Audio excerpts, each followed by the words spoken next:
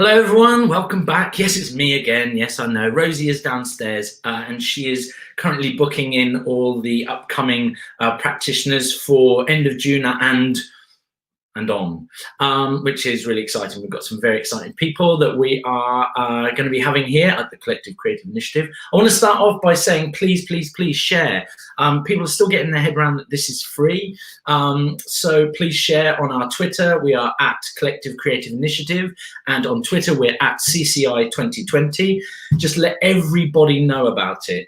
We've had some analytics about this week, and actually, do you know what? I'm going to just read you out something which is incredible. So this week, 4 days of sessions, we've had 128,000 minutes watched.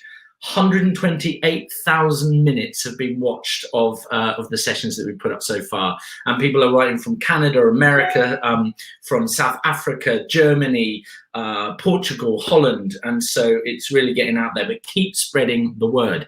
So today, what are we doing? We are doing Candid Q&A. If you've been in these sessions before, if you subscribe, you can write comments in and ask questions for our wonderful Craig Ryder today. There's a slight delay, and I will manage them and I'll put them up on the screen. But basically, Craig is going to talk to you about his career, the ups and the downs. So without further ado, let me do this. Let's bring in Craig. Is he there? Hi, Craig. Hello, good morning. Oh, thanks for coming on. Lovely, thank you for asking me. Absolutely. So we're going to talk all about Craig Ryder. That must be quite difficult for you. You know I hate talking about myself. I love it. That's enough talking about me. Let somebody else talk about me, right? Go for it. I love it. So why don't you just start? Like, where did it all start for you, and why? Why did you become? Because you're an actor. You're also an agent. You've produced. You've also written. So we've got a lot to talk about in this hour. So why don't you just start off with where you started, where you come from, and your journey? So I am from North Wales, the Conway Valley, and I had a wonderful teacher called Joy Ossel who inspired me when I was in school to go off and do this. I wanted to be a jockey originally, which not many people know.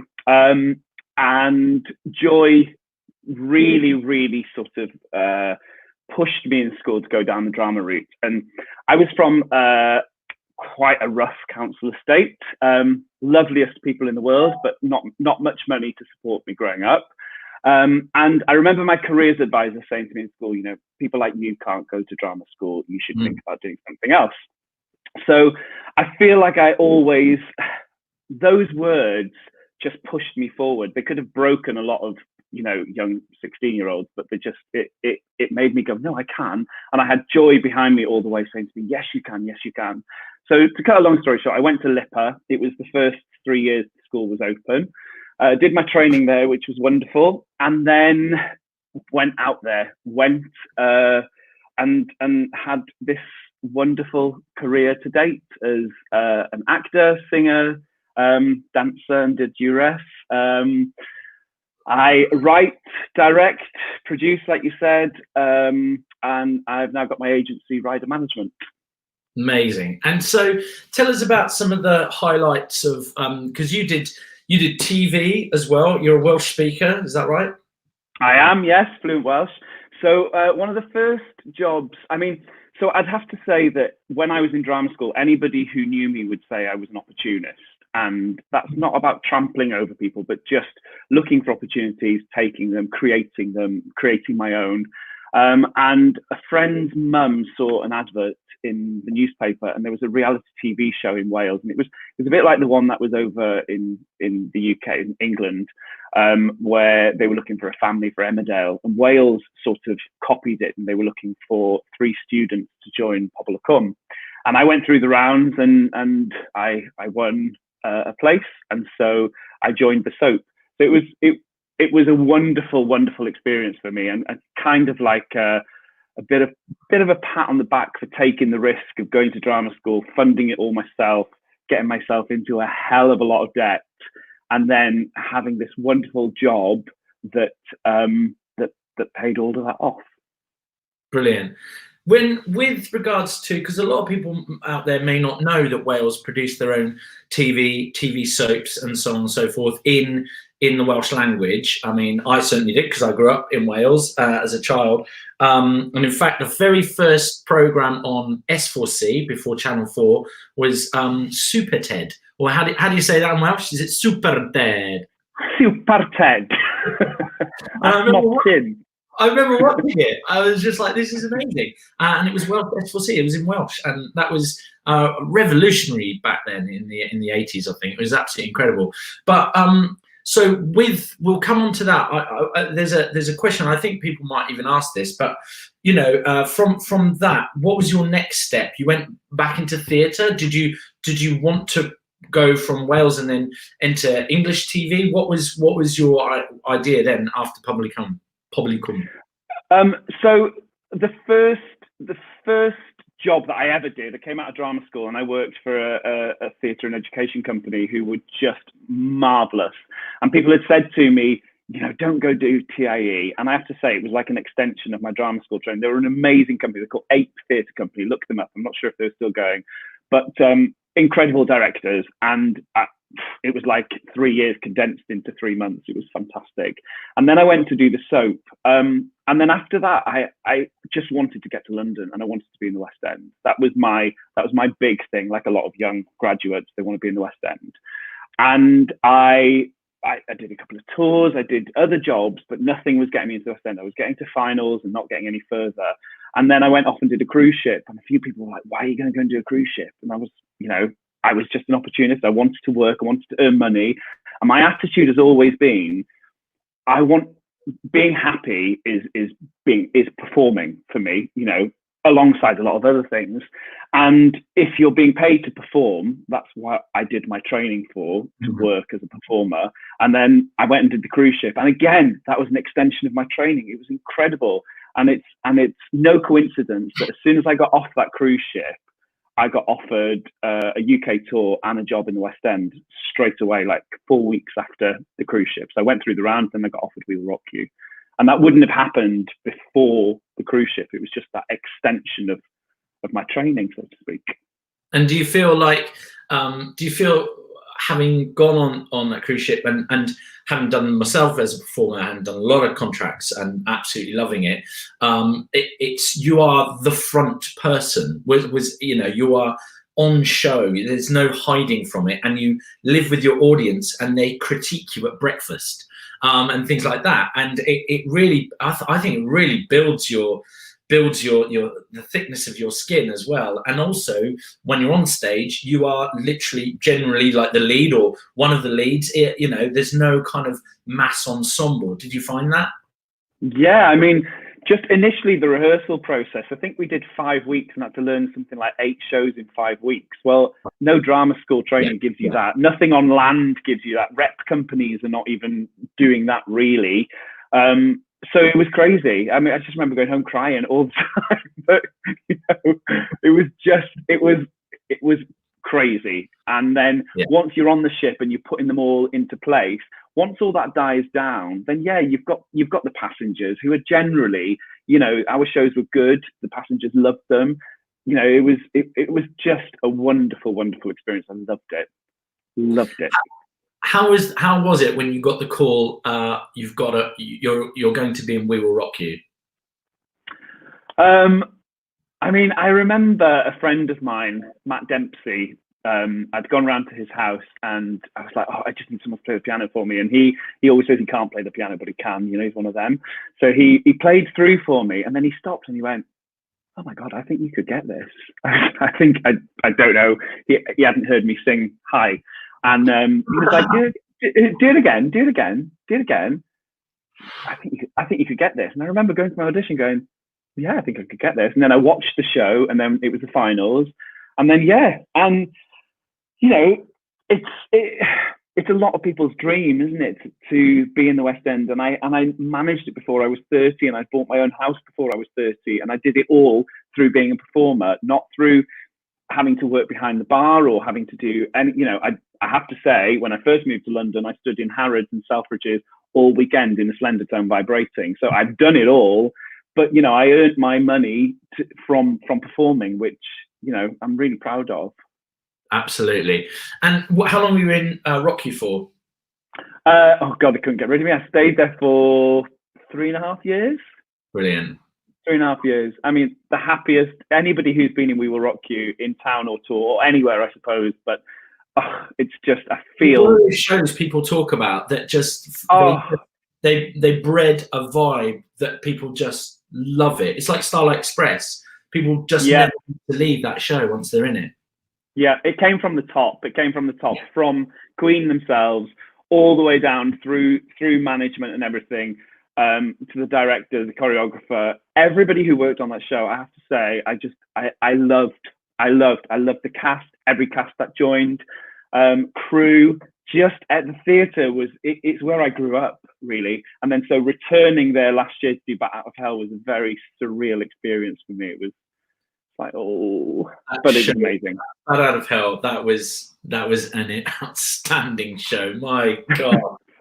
Wow, that was just like, I didn't know where to look. I just didn't know. And tell us about your writing. And there's some special ladies in your life, I believe. My real women.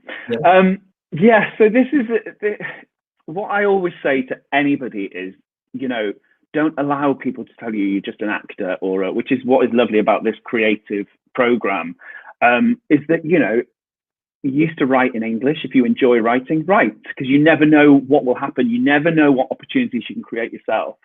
And so I moved back up to North Wales, was having a little break from the West End, and I'd finished in Priscilla, and I started working for a university teaching in the community. And I ran this theatre group, and all these lovely women joined me.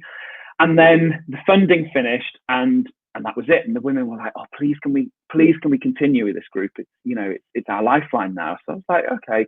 And I asked them the question, what is it that unites women? So it was like a little bit of a drama group, and then they'd all talk and say, "Oh, baking," you know. And then so I started providing a bit of wine, and it became almost like therapy, sharing information. I was writing it all down into monologues, and then I gave it back to them. And before I knew it, I had a show which was a little bit like Vagina Monologues crossed with Calendar Girls. And I put these women on stage, I directed them and to speak their own words. And the result was phenomenal. And it was mind blowing, actually, because it was organic. It wasn't, you know, I can talk about it passionately and say how wonderful the show is because 15 of us created it, 14 women and me. I started this in 2012. It was originally called Whinging Women. I thought to myself, people are quite quick to say things amateur, or, you know, what is professional? What do we term as professional? Is it because you've had a training at drama school, or is it because you've just taken a risk, gone out there and you've worked forever? Because I know people on both sides, and people who succeed and fail in both sides as well. So for me, there isn't a right answer. But to go back to amateur dramatics, I remember putting the women on stage, and we'd had a review in a paper who'd come to see it, and they were like, "Oh, it's an amateur dramatics." And I was like, "It's not amateur. I'm directing, and these women are providing, and it's a professional show." So it just so happens that by day, one of them might work as a nurse or a teacher, but my mates who work in the West End, who are not working, work in the bar during the day. So it was, you know, I was championing these women all the time. Anyway, I sent the script wrapped in a purple bra to a very big producer, and I wrote, call me, and I put my number. Anyway, the next day the producer called me, and I was a bit like, "Oh God, wow, okay. You've never given me a job as an actor, but you want me to come down for a cup of tea and read my script." They didn't FaceTime you whilst wearing the purple bra by any chance? Say again? They didn't FaceTime you whilst wearing the purple bra? No. So anyway, that evoked a response, and the play was then produced by this big producer. I sold the idea to Voogaroo, which is owned by Michael Eisner, who owns Walt Disney in Hollywood. So I negotiated all of these deals with them, and the story continues and continues with highs and lows. I had one of the biggest lawyers in London saying to me, your life's going to change now. Are you ready for this financial impact? It's going to be huge. It's going to be huge. And I was like, I think I'm ready. I think I'm ready, you know, thinking, wow. And and then the head honcho in the company was headhunted by another company. And the lawyer said to me, right, that's 20 grand you've spent, but, you know, sorry, it's probably not going to happen now. Be ready. So overnight, my life changed again and again and again. And it's happened. And basically, I've sold the production again. We eventually went from North Wales on a tour. It was performed in Theatre Royal in Windsor, up at the King's in Glasgow. And then I took the 14 women down to the West End and they performed to a sold out audience at the Playhouse. So if you can hear, there is a timeline from 2012 to 2016 where all of that happened. And it's actually, it's a beautiful film, which is in progress. Amazing, absolutely amazing. So let's talk about something we worked on. We won't talk about the subject or anything like that, but it was a big show, and everyone was very excited about it. And suddenly, for all of us, the rug got pulled from under our feet. We won't talk about details as such because of legal things, I guess, but it's more about that feeling. I will talk about how we were feeling, but when that happened, like what, and I also think it was for us when it happened, something else had happened.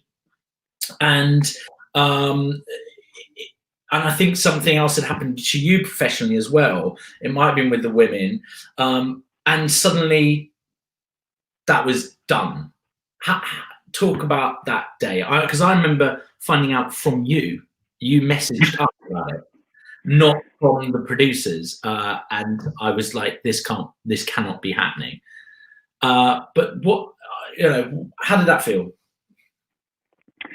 I mean, it's just hideous at times. This industry is wonderful, and I will always, always champion the industry, no matter, it's taken such a punching at the moment, but it will find its way again.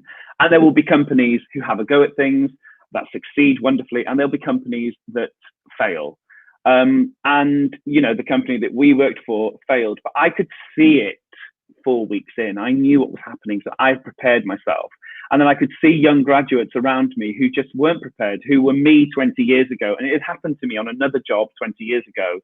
I'd bought a car, I had a convertible, I was driving around thinking I was brilliant. And then the next day I had to sell it and get a Fiesta.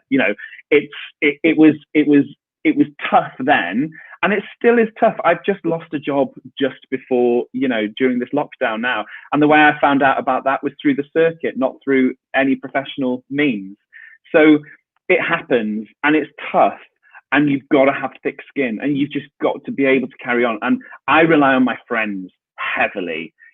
I will call them. I am not scared. I've got a thick skin, but I am not scared to just call for help, to just, if it's just to talk things through. Even you and Rosie, I've called you in the past. It's just about talking to people and finding a way through those difficult times, because you think one day, oh yes, I'm going to have this in my bank balance by this time next year, and then suddenly none, all gone. Not even a thank you, and that could be tough.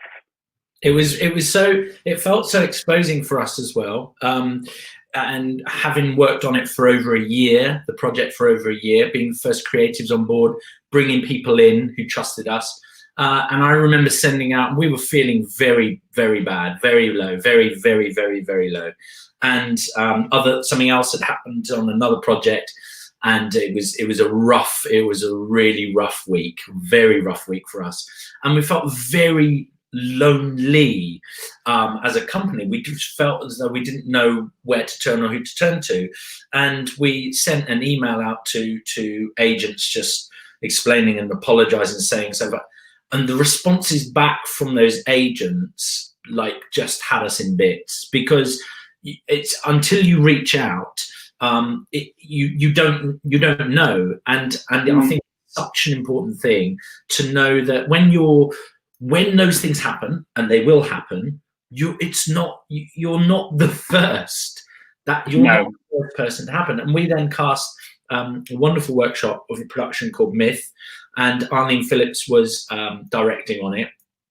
And it was our first day meeting her. We were very nervous and so on. And the first thing she did when she walked in was open her arms, hug us both straight away, and say, "I am so sorry. Trust me now. You're not the first, and you won't be the last. But you know, I hope you're okay." And that was just like, oh, first day. Come on, we gotta stay strong. And it's that. Yeah. I think that's why people like Industry Minds are so special. That it's now, you know, find those people. As Craig said, talk to people. Don't not talk to people. Don't feel, because you can feel humiliated and you can feel really low about it. And you've told everyone, you've told everybody what you're going to be doing, and the sheer, you know, visuals of it, and you're so excited, and you've gone through the audition process, you've gone through all of that, the worry, the rejection on other things, and then you finally got a job and then it doesn't happen. It's tough, and you have to talk about it. You have to scream into your pillow, or have that day of crying and feeling sorry for yourself and eating chocolate or doing whatever it is you do, but then you do have to move on. You can't just, you know, it has to be a short period of time that you give it, because it could happen again and again. Yeah, we got into bed, opened the red wine, ate carbs, but then we had to get up the next day and go, right, here's your crossroads. Do we just go, no, pack it all in, go back and be an actor and have somebody else have the responsibility, or do we push on? And we pushed on, and you get through it. But please talk to people. Some questions here. This is a good one. As someone with your fingers in lots of pies, how do you stop yourself from spreading yourself too thin? How do you prioritize what aspects of your work to focus on at any one time? Hi, Steve. Thank you for that question. That's really interesting. So I think things happen organically. So I have an analogy, or a thought, where, like the too many fingers in too many pies, I have an idea that they're jam jars. So I treat each thing I do, so if I can say, like, I've got several. So I've got a school, a Saturday school in North Wales. That's one jam jar. I've got an affordable website site that is another jam jar. I'm an actor, so that's a jam jar. I have retrained as a massage therapist. That's another jam jar. And then I've got my agency. So I've got this collection of jam jars. And if you think of jam jars as being out in the rain and filling up with water, you know, some may get, depending on where the rain's going in, some may fill up more than others. Some may not fill up at all. Some may just fall over and empty. And that's how I think about business. So I just work really, really hard. And there's no other recipe to success for me. People talk of luck, but I don't believe in luck. I work hard to get where I am. And if people say, "Oh, you're so lucky," I'm like, no, I'm not. I've been up since 5:30 this morning, and I've done this, and I've written to these people, and I've worked hard on everything that I do. Now, that's not to say that each of those jam jars I'm constantly hammering to fill up. So, for example, my affordable website company, during this lockdown, has been wonderful, because that's really helped me. People have come to me for websites, funnily enough. I'm not really sure why. And I've built a few websites here and there. Everything else is arts related. My school is a Saturday school. I can't teach. My agency, well, we all know what's going on with actors. It's really tough, but I work every single morning on that. My acting, that's gone, because you know, the current state of play. Massage therapist, which I thought, oh, that's not arts related, and that can fund me while I'm building the agency. Not allowed to touch people.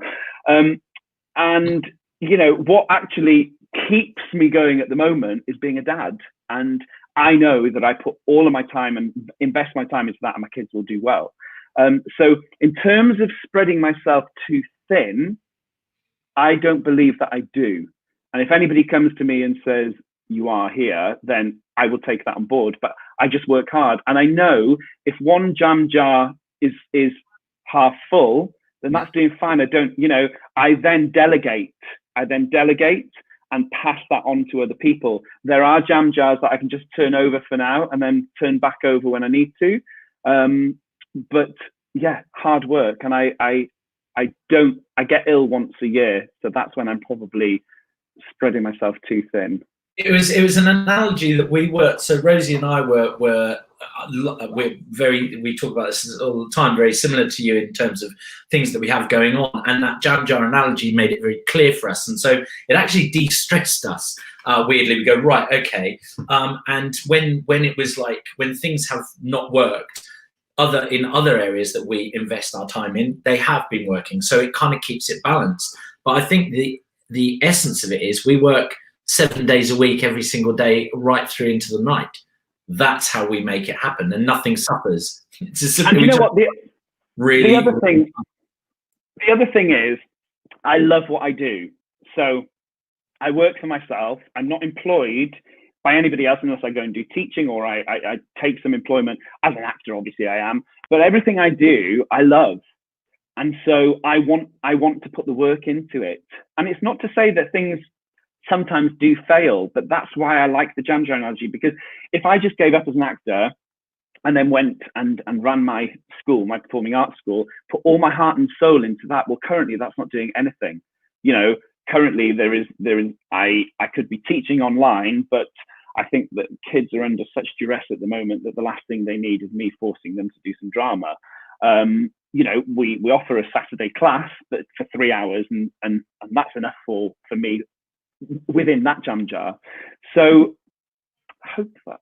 I think it's also that thing of that, you know, again, with projects that we've worked on, if we feel ourselves being stretched, either we bring people in, that's one way we do that, or we actually pass that project on. So not in casting, I mean, because we do other things as well within the arts, and you know, when, you know, and we go, right, it's time, that's done, that's where it needs to be, that we're going to let that go now. So it's about that, making sure that nothing is ever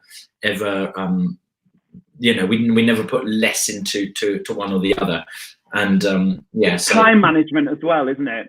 Time management. It's just working out what is the most important, what can wait and what can't. Yeah. And there are certain things, like you said, if I'm offered some teaching work, or I am involved in a project with my school, if there's somebody else who can go in and choreograph or direct, then I can put that other person in. You know, if I think, right, I don't need to be there because I've got somebody else here who needs work and could go and do it for me, so I pass that on. Which you did with your agency. You brought someone in almost immediately to work with you. So yeah, you know, my agency is a year old now.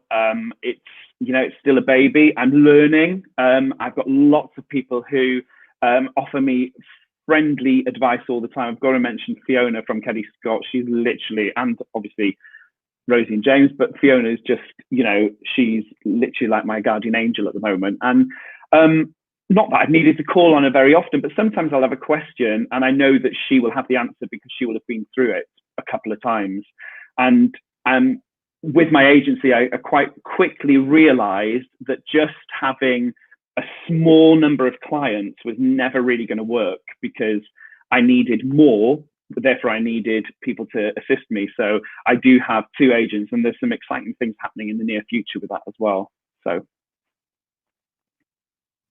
awesome. Anna, hi James Craig. Any tips on the do's and don'ts of how to approach an agency fresh out of university?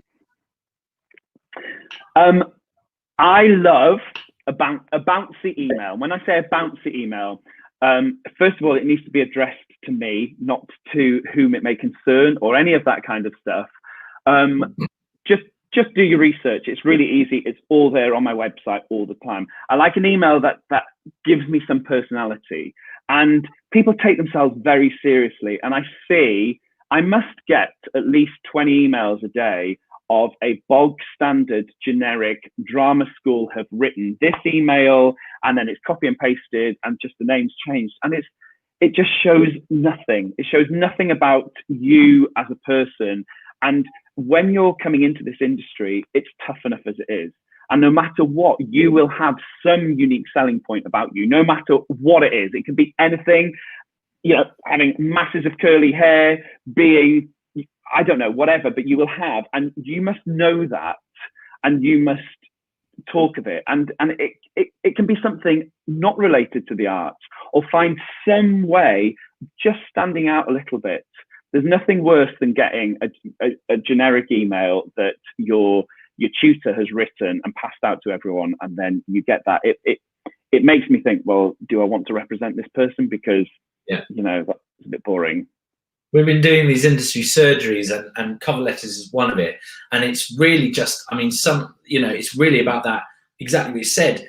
It's also important that when you go onto a website for an agency, do make sure they'll have a section that probably says how they want to be approached. So that's really important. But, we always say that actors want to feel special, and they want agents and casting directors to put time into making, to put care into them. So we want to feel a little bit special as well, so when we get those emails, especially agents get those emails, and you can see all the other agents that you've written to, and it just says, "Dear agent," that just gets immediately deleted. You've got to invest some time into going, oh, okay, so I follow Ryder Management on social media, and I love the way they handle their social media. And I've been to XYZ. I know who some of those clients are. That's the career I want, and that's the kind of thing you want someone to write about, right? You want them to you really are the person to look after them forever. Yeah. Also, it's about being. I'm trying to think of a better word than cheeky, but it's about being nice first of all. But if you know my cousin, tell me, because I can guarantee you, if you know my cousin, that I am literally going to respond to you. If you're from Llanrwst or North Wales and you speak Welsh, write to me, because these are things that straight away I connect with as a person. If you do your homework, I am a very competitive horse rider. I love horses. Send me something that you've done a little bit of homework, and also do your homework. Have a look on the website. If I have got people on there that are identical to you, chances are that, we're not going to have room on the books for you. So save yourself, because we suffer so much rejection in this industry. Save yourself. If you're 5 minutes research can save you a day of heartache. Absolutely. And it's because sometimes you can have a day of heartache, and there are times when you see yourself in a certain way, and it's about stripping back. If you're not having any success with agents at all, have a look at your spotlight page, have a look at your photographs. What do they say about you? If you're a girl, there's a lot of makeup these days, and I love a lady in makeup, it's beautiful. But if you're not getting anywhere, have a look at taking maybe some of that off and because sometimes the face looks completely different, and that might be the face that fits in my agency. Let us see all versions of you. That leads on to this. As a self-represented actor, I regularly get feedback from agents that I'm too similar to other actors on the book. How do I overcome that? You can't. you can't change who you are, and don't change who you are. No, don't change. Who we all are is wonderful. And I wish there are times when I speak to people and I meet with people, and they are so different to who I thought they were from their spotlight page.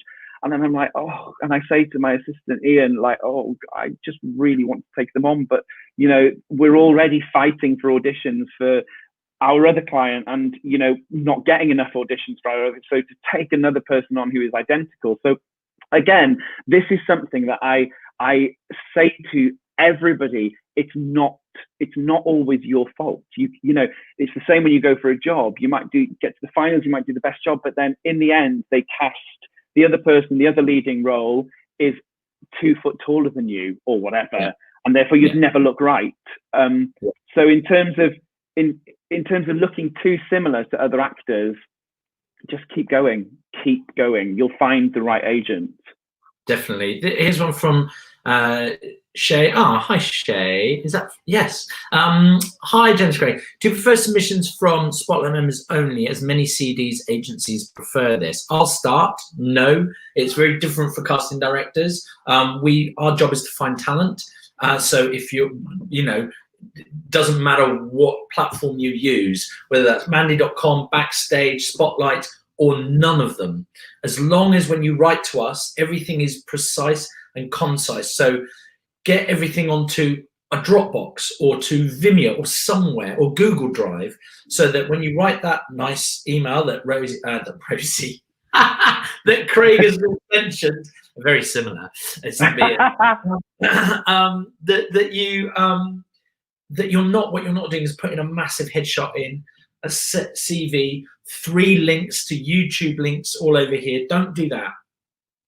Just have 1 link to something that sets you up professionally. So go to this link, you can find my headshot, my CV, and links to my show reel or acting reel or vocal reel. That's what we really like. We don't care who you are, where you're from, what ethnicity, none of it matters. Our job is to find talent. But an agent, however, it's slightly more tricky for us. I hate to think of missing out on somebody. So if somebody really special comes through the door and I've turned them away because they're not on Spotlight, and then somebody picked them up and then they went off to be this big, successful performer, I'd forever kick myself. However, there is a format as an agent, and Spotlight is it. We do submit, or we have in the past submit clients who've been waiting to get onto Spotlight. It's more of a workload for us. So there shouldn't be a reason why you're not on Spotlight unless you decide that you really don't want to. But I'd suggest that you readdress that in your mind, because it's what all professional performers are on, or I don't want to generalize, but most, and all of our clients have to be Spotlight registered, really, because like I said, it's the workload. Excellent. I am new to acting and self-representing myself. I have as a collection of monologues. Should I send them to agent to get representation? I'm not a member of Spotlight.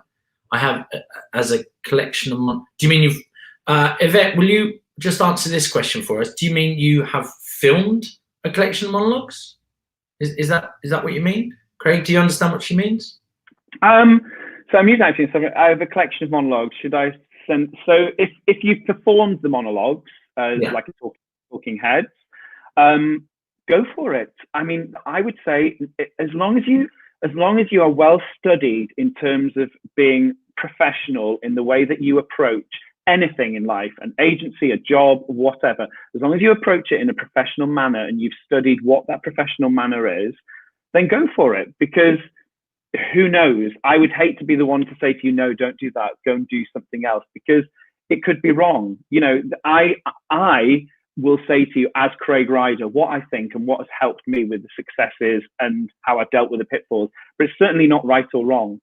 So I would say to you, send them, but why are you not on Spotlight? And if you haven't done the training that your peers will have done, when you go to auditions and you're up against all the young people or older people, however old you are, that have done their training in drama schools or, been in a soap for a few years, whatever that training is, ask yourself, do I match them? Because I suppose if you haven't done the training, it's difficult to get onto Spotlight unless you've got the 4 credits. I would promote Spotlight and attempting to get yourself onto there. So doing the work to get onto Spotlight. And if you're self-representing, write to all the casting directors. Like James has just said, they're open to it. So yes, go for it. Bryony says, hi Bryony. Hello Craig and James. I hope you're both okay. If you are in finals for a job, what advice would you give to help you get the yes? What do you have a tip on that? Do you know, Craig? Do you know what gets you the job? I do know, Bryony, but I'm not going to tell you. I'm joking. That's the $1 million question. The thing is, if you're prepared, if you're on time, you're prepared, and you're nice, I think they're the things that carry in an audition. I would say to you, by the time you get to finals, depending on how much material, I will always do my best to learn 2 scenes and 2 songs. And if you've given me more than that, casting director James, then it depends how many other auditions I've got going on. I'll always be able to sight read it as well as I can. But learning any more than that, I'm like, if I've got other workload on as well. I would say the more you can learn, the more you can be off book, and the more you can give them the choices, that assists them. Because ideally, if you've got to the finals, they want you to succeed. And that's what you have to think about going in. I always try to dress the same as I have throughout the whole process. So no, so if they've taken me in the beginning and then the first recall and then the second recall, I'm not then going to put on some tight vest or something if I had a suit jacket on the rest of the time. So I try and keep that what it was that was in their brain. If they've given me direction throughout the process, I will retain that. I'll write it down. I write as soon as I get out, write it all down, write my notes, digest all of that. And if they've given you direction, go away from what you've done before, but then give them, if they ask for an option of something different, then go back to what you did at the very beginning. It's tough, but you have to go in thinking these guys do want me. It's not a test. If they can cast you, that makes their life so much easier. Their job is done. I think that's a massive thing from day one. The moment you walk in the room for a casting director, we've spent way too many hours for you to think in any other way than we want you. We need you. We need you. We don't ever want anyone to walk into the room from the very first audition to the end to not be right. It's not. That's not what it's about. We want to be left with so many options that we don't know what to do with. On finals, it all comes down to the jigsaw puzzle, and it's something that is so hard to take as an actor, but to be in that consideration, do exactly what Craig said. Prepare and listen. Just really listen to the choreographer or director or musical director, because we want to know that you can take those notes and that you can actually move forward with them. What we don't care is if you take the note and do it not quite right. It's whether or not you can take a note and try. That's really what we're looking at. So that's a really massive thing. If you're there in the finals, you're good enough for the job. Exactly.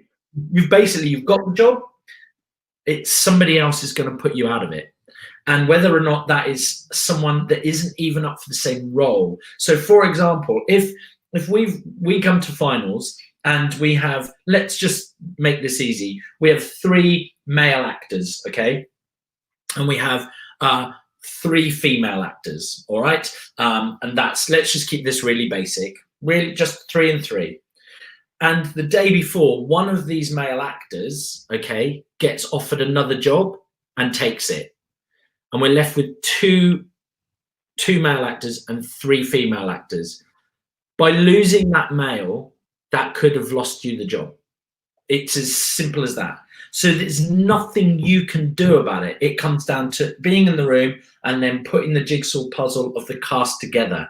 And it's as simple as that. So by someone else saying no, taking something else or getting something else or actually not doing very well in their final can actually, unfortunately, put you out of a job and you've done nothing wrong. So on those final days, relax, breathe, be nice.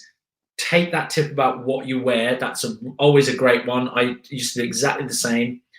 Just be nice, listen, walk in, and know that you can get. Wish told me this when I was an actor. Know that it was yours. Now it's just about a jigsaw puzzle, and just take the day and just try and enjoy yourself. Try and engage. If a director gives you a note, that is a good thing. It's sort of seen these days as like I'm getting noted. No, that gives you that time to engage and create a conversation with that creative. That is a magical thing. It means that they're invested in you. It means that they really want to work with you a little bit more. So don't see that as a real positive. Write those notes and have questions to ask. If you start that engagement, and that's really exciting. So just breathe on those final days. And try not to take anybody else's energy. So people can be fraught. There's lots of different actors out there who deal with situations very differently. Just take yourself away. I like to go and stand in the hallway away from it. I will always smile and engage, but I like to just have a bit of time away, because when you get to the finals, everybody wants the job. Yeah. So I used to turn up, say, hi, I'm here, and then go away and come back at the time I was supposed to go in. I never wanted to be outside the room. I hated all that energy, all that sort of stuff. No, horrible.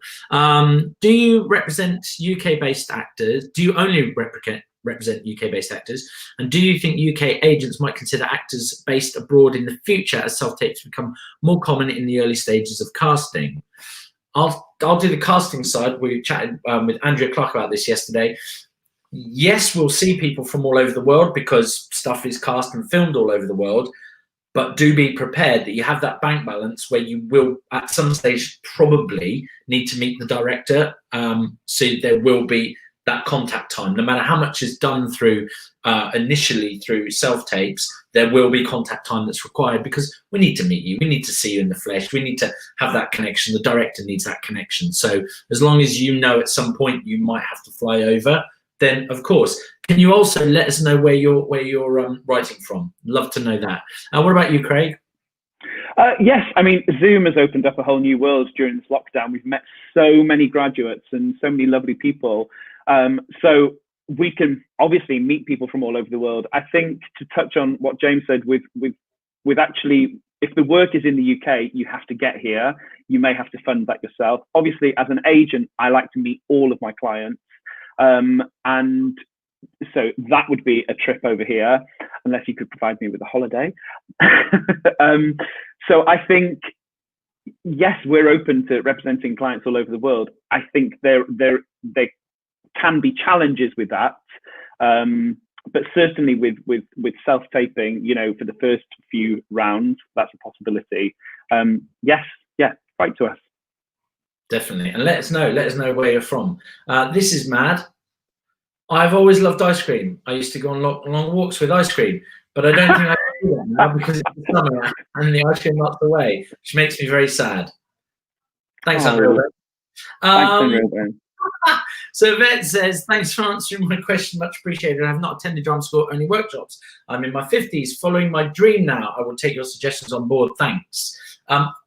Buster, who was Uncle in Only Fools and Horses. He was a bank manager for his entire career and started very late on in his life as an actor and became one of the most loved people on TV of all time. So you can start at any age, absolutely. I think good way. Yeah, go for it, because you know, people talk about dreams and stuff and they say, oh, dreams are cheesy, but if you've got a want, a need, and that's what you want to do, you want to perform, go for it. Don't let anybody tell you no, and find a way of getting yourself onto spotlight. You know, find a way, and don't take no for an answer. That's what this is. This collective creative initiative will really, over the next 6 months, give you an insight, hearing people like Craig and hearing all the professionals that we have coming on and taking classes and so on and so forth, will hopefully really give you a wealth of knowledge. And then when we open up again, just get into as many professional workshops as you can. Places like, I don't know where you live, but like the Actors Centre, etc., etc. Those are great places to meet directors, and that's a really good way to get in there. Nicholas Bride is back. Still with that picture, love it. Hey guys, what advice would you give to actors singers on having a vocal demo on Spotlight? Example for a reel, which is best, live performance from shows, a studio setting, or is a vocal reel enough? Again, from my side, vocal reel is enough. Sometimes, depending on the quality of the visual, it can be off-putting. I know, you know, you've done ships, Nick, like we did, and there was always that thing of trying to get a good visual, and someone would passenger stand up and walk across in front of the camera. If you go on GarageBand, and I think iMovie, I don't know about PC, I know they will have this program. You can put it in, you can split audio, you can dump the visual, and then you just have the audio. So, and it's really quick and easy to do. So as far as I'm concerned, those initial things, we're just listening to the voice. If someone writes to you, Craig, do you want to see them, or are you happy just to hear them? Well, I from a headshot, it's nice to see them. I like it. Because we represent creatives, so clients who are open to doing absolutely everything, and I like the Spotlight page to demonstrate that for us. So for me, I think, just to agree with James, anything live on stage is never really recorded well enough. It's never filmed well enough. If you've been, I don't know, in in something where there's been a big camera crew and you've had all your close-ups and everything, then yes, by all means, but not many people have. So for me, a studio setting, just tracks. I like to see a show reel, an acting show reel, a vocal demo, so voiceover demo. The more you can put on your spotlight page that is of a professional standard, the more I can then go, yes, I want to meet that person. And we're always talking about that. Something that drives us crazy is when someone sends us their spotlight link and then a separate vocal or showreel link. Just have it all on there. Yeah. It's like you can have it all there. Or if Mandy.com is your thing, or Backstage, you can just have it all there. You don't need to send all these different links. It becomes very confusing for us. So hope that helps you. Satu, I hope that's how it's saying it, is writing from Finland. Welcome, Finland, where there aren't many agents, so it's hard to get self-tapes. I trained in the UK and travel there gladly. Good to know. Absolutely fantastic. What are you watching at the moment, Craig? Any TV that you love? I've got my pen and my book. I'm writing this down. I've got some great ones down here. Am I watching what with your boys to watch TV apart from Peppa Pig? Peppa Pig. They're not allowed to watch Horrid Henry anymore because they're turning horrid. I think it's all about. I've watched Ozark. Yes, I've got that one down. Looking forward to that. Yep. Not really had much time to watch much. Music. What are you listening to? Anything? Music. A bit of everything. I really like funky house. I'm dreaming of being in Ibiza, if I'm totally honest with you. Or I can lie and tell you I listen to jazz. James, I'm not sure who James is. Did I see you guys in a show together once? Oh, James, you might have. Yeah. We were taller than you, though, so you were probably looking up. James also said to me, he messaged, James, by the way, is a good friend of ours. We all worked together. We did Thursford together. It said, this is gold. It's like watching Graham Norton meets Alan Carr. I have asked which is which, and he's yet to really reply. Yes, I'm not actually. He has replied, and I'm not saying that live. Fantastic. You're looking back to Craig through all those moments where life was tough as a performer or writer or whichever area. What would you say to yourself now, back then, looking back at it all? What would you say to yourself? It can be a few words, a paragraph. What would you say to yourself to get through those moments? Keep going. Trust in what you want to do. Don't give up, and don't listen to people when they say no, because usually people have an opinion, a negative opinion, because there's jealousy is an awful word, but there's something about them that could do it if they had the drive, could do whatever it is that they're telling you not to do, and it tends to be their thing, or their insecurity about not being able to achieve what it is they want to do. So for a lot of people, when they tell me no, I say, why not? Yeah, of course I'm going to give it a go. Or people say that's stupid, and I go, well, I think it's all right. If people haven't got a sense of humor, then, and generally it gets me through the door. Yes, I've made some mistakes along the way, but I don't regret them. Yeah. It's so we need people when we're low. Obviously, we need shoulders to cry on, and we need people to be able to call. Absolutely, but I've always said that true friends are there to pat you on the back when you're doing really well. That for me, people that are actually able to say to you, you are doing fantastic, well done, crikey, that's amazing. That is real friendship. That's like a full circle of friendship for me. As much as we need people there for when we're down, we also, it is nice to be told you're doing well and you're doing okay, because I feel that then feeds into like wanting to help other people, and because people that are doing well can feel as lonely as people who aren't doing very well. Absolutely, yeah.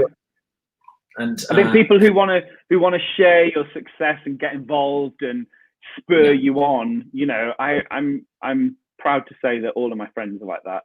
They all come and get involved. So if, you know, and the same, if like yours and Rosie's successes at the moment, you know, when everybody manages to get together, that's a party, isn't it? Absolutely. And another day of learning so much. Thanks so much, guys.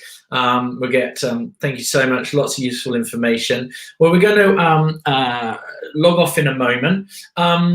So if people are out there listening to this and like, tell us about your book at the moment. I know nothing's going on, but are you looking to take people on with Ryder Management?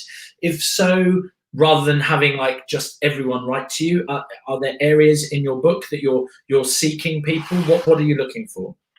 Our books are open to everybody, absolutely everybody, of all ages. So please, yes, write to us.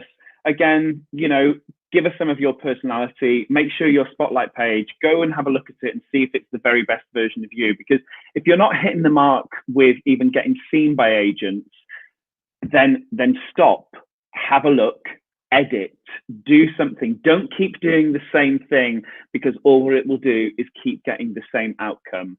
And don't write to Craig asking for him to look at your CV and your spotlight and find out whether or not it's in a good place.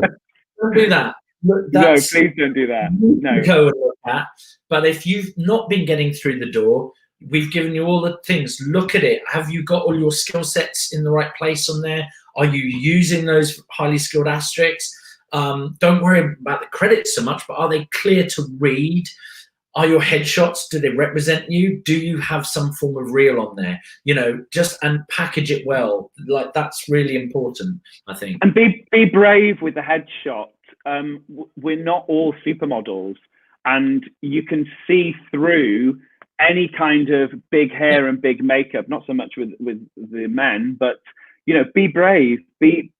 Strip everything back. If you're not getting somewhere, if you're not getting to where you want to be, and you've chose the direction of having bleached blonde hair and lots of makeup, and you're just not getting where you want to be, then try a different avenue, because you know it works. I can say, as a young actor, I had highlights. As soon as I got rid of them, my casting bracket changed massively. You know, it's amazing what you see now as an agent, that you kind of go, oh my God, why did I? And you know, as you know, I worked as an agent for a time, and then and now working casting, I sort of look at it and go, oh my gosh, again, like, you know, just see everything. Very inspired to hear another working class creative. It reminds me there is space for me here too. Thanks so much. There is space for you. Oh, Amy, there is space. These arms are wide open. There is space for everybody, and I am all about. I'm not just flying the flag for working class performers, because that just feels like I'm trying too hard. But everybody, there is, and in this current climate, it's important to say that there is space for absolutely everybody.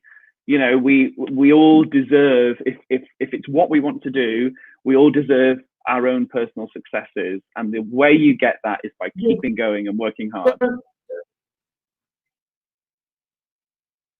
Yeah, don't label yourself like that. Don't label yourself. Both Craig and I have come from backgrounds where we've had to work, and it's just, don't label yourself. Yes, that's who you are, great, but that shouldn't define you as a wall in front of you. That should be like, you just push that wall over and just be creative, but you have to work hard. You have to work really, really hard. You may not have certain ins that other people have, that met at university or etc. have, you know, avenues of creative families and stuff. Sure, you may not have that, but it doesn't mean that you can't do everything that you wanted to do. Everything. You just have to work hard, and you might have to work a little harder than someone else. Yeah. It's I think having, you know, being working class and having a difficult start in life just pushes you, makes you want it more, work harder. Yeah, absolutely. Craig, this has been amazing. I'm going to go that I'm Graham Norton and you're Alan Carr. I'm gonna take that out there.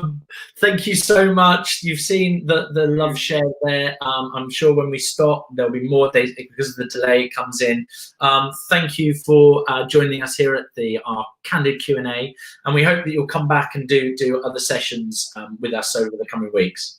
I will do. Can I just send my love to all of the graduates out there, because this is a challenging time for the most seasoned performers, but this is such a difficult period. And if you get through this, you'll get through absolutely anything. Just don't let anybody tell you no. Keep going. Absolutely. Craig, thank you so much. It's been wonderful. I'm going to take you off in a minute, but just stay in the room there and I'll be back to you in a second. Much love from me and Rosie. We love you loads. Thank you so much. Love you too. Take care. Wonderful weekend. Bye. Well, there we are. I hope that has shed some light on just what it takes really in this industry for most of us. You just have to dig deep. I was chatting to somebody yesterday who has been a mentor to me my entire career and someone I've always looked up to, and it is tenacity, and that's really what it's about. You know, there will be moments through your career, and I'm telling you, it won't just happen once, it will happen multiple times, and you just got to dig deep and to have that friendship base and use them and be open and speak, and don't be alone. Don't do that. Industry minds are there. They are so important to our industry. Please engage with them. Follow them on Twitter. Follow them on their Insta. They have a wonderful setup where they can help. They have a podcast, Industry Minds. I think it's on every streamable area. So go and check them out. There's some really wonderful stuff. And if you ever feel alone and you feel like there's no one to talk to or turn to, they are there and they have those avenues where you can turn to. Thank you so much. What have we got coming up after this? Who knows? Oh yes, it's Jackie. Yes, I'm actually going to do this class. It's street dance with Jackie Kabuka. Very excited about that. That's at 1 o'clock. So please come and join us then. But thank you again to Craig. We love him loads. We hope that has shed some light on what it's like to be a performer, and we will be doing these pretty much every week with a different actor, producer, director, different creatives. So join us again. But hopefully we'll